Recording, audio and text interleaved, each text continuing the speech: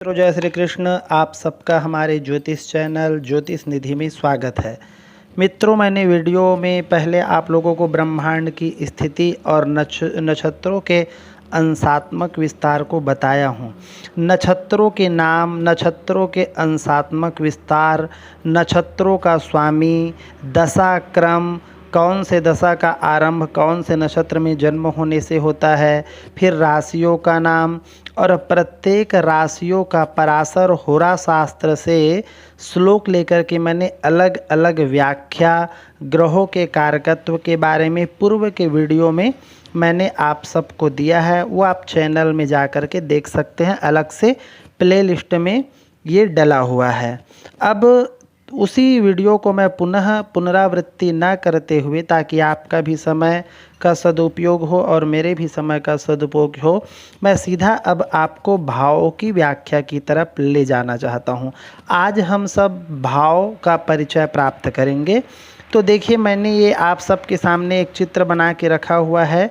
ये आप मान सकते हो कि आकाश मंडल में जो ग्रहों की स्थिति है इसको हम उस ब्रह्मांड का वो नक्शा मान सकते हैं, जिसमें ग्रहों की स्थिति को हम इसमें बिठाएंगे। अभी सबसे पहले भाव को समझते हैं और भाव को समझने के बाद फिर आगे ये और क्लियर करते जाएंगे, है ना। तो देखिए, मैंने लिखा है पहला भाव, दूसरा भाव, तीसरा भाव, चतुर्थ भाव, पंचम भाव, छठा भाव, सातवां भाव, अष्टम भाव, नवम भाव, दसम भाव, एकादश भाव और ये द्वादश भाव। ये द्वादश भाव ये ऐसे घूमेगा जैसे क्रम से। कभी भी हर स्थिति में भाव अपना स्थान किसी भी स्थिति में नहीं बदलता है। पहला भाव यही है, तो पहला भाव हमेशा आपकी कुंडली में, मेरी कुंडली में और सबकी कुंडली में यही होगा।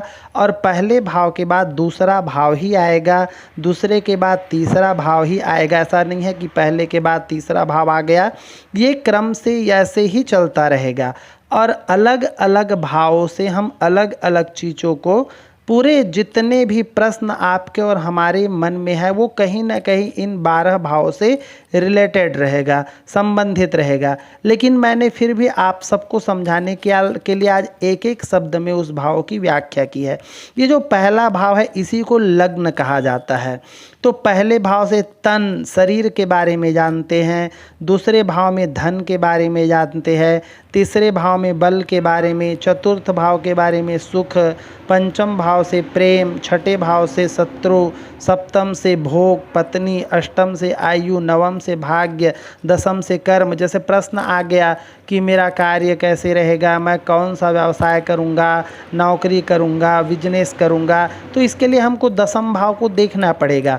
अब कर्म करने के बाद लाभ होता है कि नहीं, आय कैसे रहेगी, इसके लिए हमको एकादश में जाना पड़ेगा। और उसके बाद हमारा खर्चा कहाँ होगा, कैसे होगा। तो सभी ये जो 12 भाव है, वो सभी हमारे किसी ना किसी प्रश्नों को जानने के लिए इन 12 में से किसी एक भाव में जाना पड़ेगा। अब ये जो 12 भाव है, उस 12 भावों में हम अलग अलग राशियों को बिठाएंगे और राशियों का क्रम बदल सकता है। कभी यहाँ 1 नंबर की राशि हो लग्न में, तो कभी यहाँ 5 नंबर की भी राशि आ सकती है। तो वहाँ हम आपको कंफ्यूज नहीं होना कि जैसे यहाँ 4 लिखा है, तो इसका मतलब 4 का मतलब होता है कर्क राशि को हम 4 नंबर से इंगित करते हैं। तो ये भाव पहला ही रहेगा, लेकिन यहाँ 4 नंबर की राशि है, ऐसा मानना पड़ेगा। तो भाव से संबंधित अभी आप इस जानकारी को अच्छे से समझिए, और भावों को लेकर ही मैं फिर आगे और वीडियो बनाऊंगा। और भाव के अलग अलग नाम, अलग अलग उसके गुण, कैसे वो काम करता है, इसके बारे में आगे और जानने का प्रयास करेंगे।